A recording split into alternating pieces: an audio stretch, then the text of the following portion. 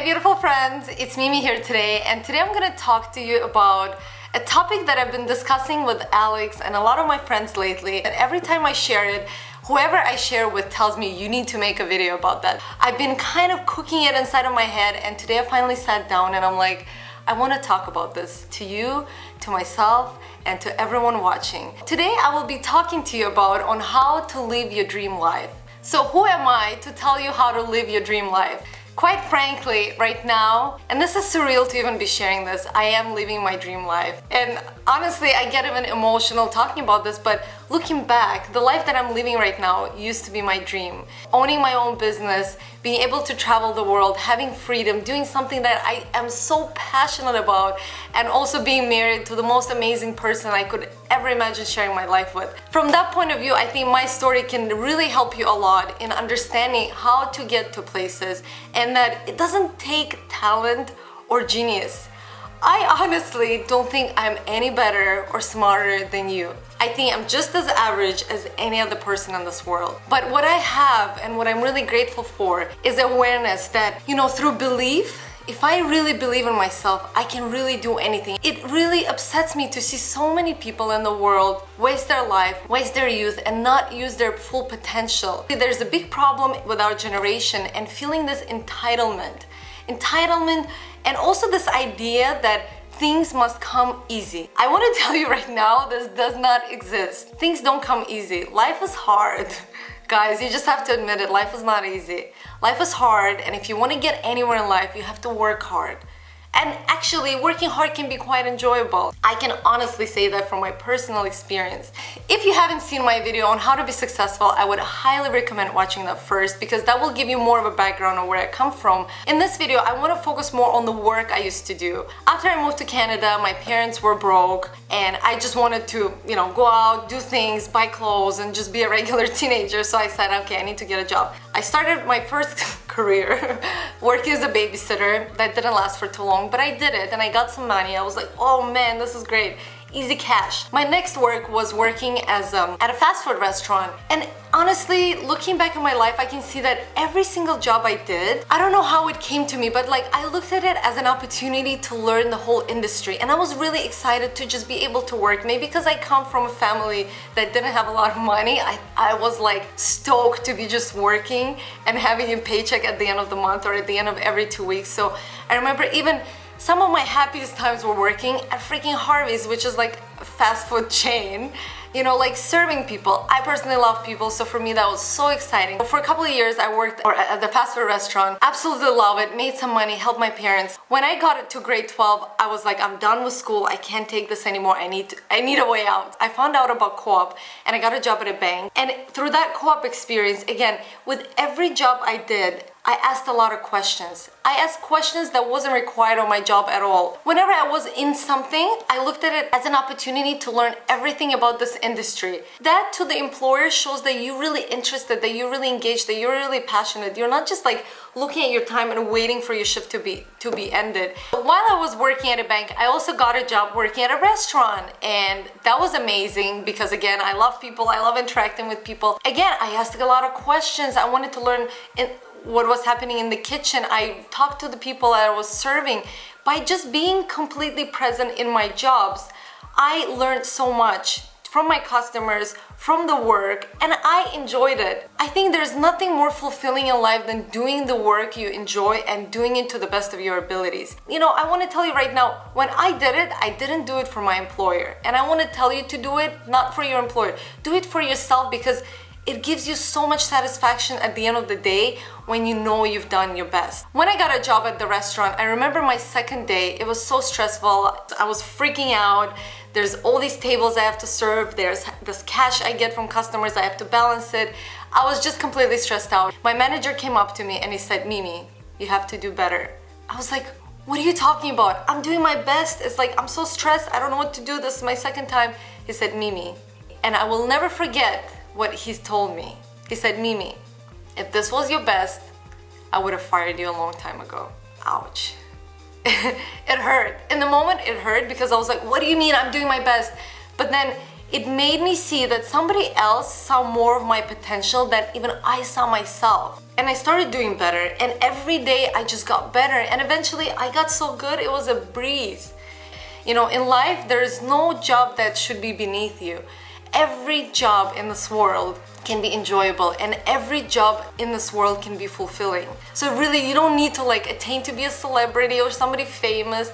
You can be happy just doing what you're doing right now. It's all about perspective. Going back to my restaurant jobs, I had one restaurant job, then I went to another restaurant job, and that required me to actually mop floors. So at the end of my shift, after serving so many tables, I was so tired, I had to mop the floors, which wasn't even part of my job, but I never even questioned it.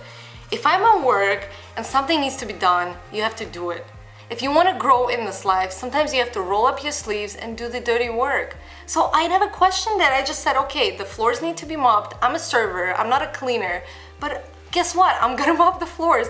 And I sucked at it. My employers, the manager was like, you suck at mopping the floors. And I'm like, hell yeah, I don't even do this at home. But I still did it. I did my best. And that's how I grew in life, you know, from one position to another. So at this point, I was working at a bank, I was working at a restaurant, and I got accepted into college. So I was going to college, which didn't last a long time. I want to mention to you guys that I'm a proud college dropout. I did about a year and a half in international business, but I ended up dropping out. Not that I'm against education. I think education is great, and education is something you have to do throughout life, and I love reading books and educating myself. Being in school is not the only way you can do that. That's my point. So I dropped out of college, but I did it for a year and a half. I used to work 2 jobs, go to school, and then after I dropped out of college, I was thinking, but there's something more I want to do. Of course you want to grow. I'm not saying, you know, if you work as a waiter, you have to stay in this position your whole life. So I kept thinking, what is it that I want to do? And I remember Alex said, you know, you really love fashion. Maybe you should look into this career. So I ended up going to image consulting. As I was in the image consulting school, I remember wanting to intern for this amazing agency in Toronto,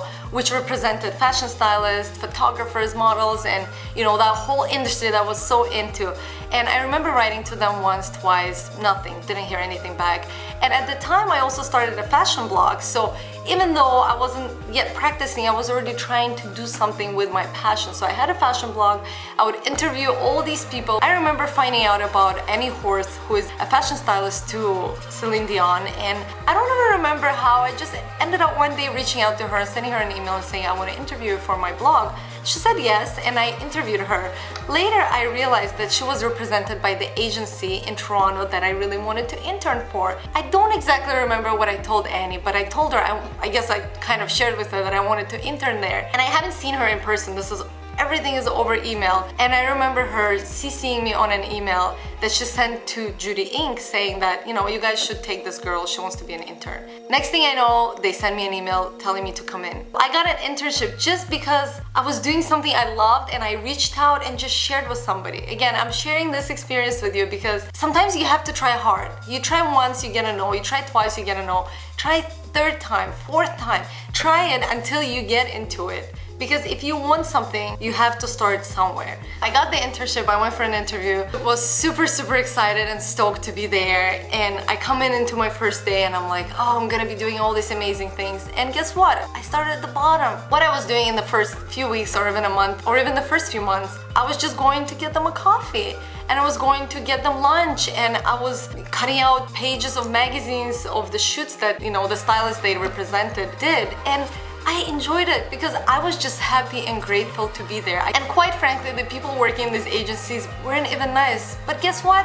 I didn't care, because at the end of the day, I wasn't there to make friends. I was there to learn and excel in this industry. I did my best. Every day I was there, was asking a lot of questions. I wasn't just passing the time. They would give me a task, I would do it, come back, be like, what else can I do for you? What else can I do for you? Sometimes I felt I was even annoying to them because I was just doing everything so fast and I wanted to do more. I wanted them to give me more tasks so I can grow. Eventually, they actually give me a paid assignment, and I got to go and work with an amazing stylist, Anya Shore, who I dreamt of working with before. So I got to assist Anya Shore, I got to work with other amazing stylists, and I got to get paid. So this internship ended up growing into a paid assignment. Then later I got a chance to have my own clients, style my own shoots, do creative work. I did all kinds of things. What I'm sharing with you is that regardless of the work you do, you have to do your best in it. You have to take pride in your work, and you have to do the best not for your employer, but you have to do it for your own fulfillment. If you do your best at that work, at the end of the day, you're gonna go home feeling fulfilled,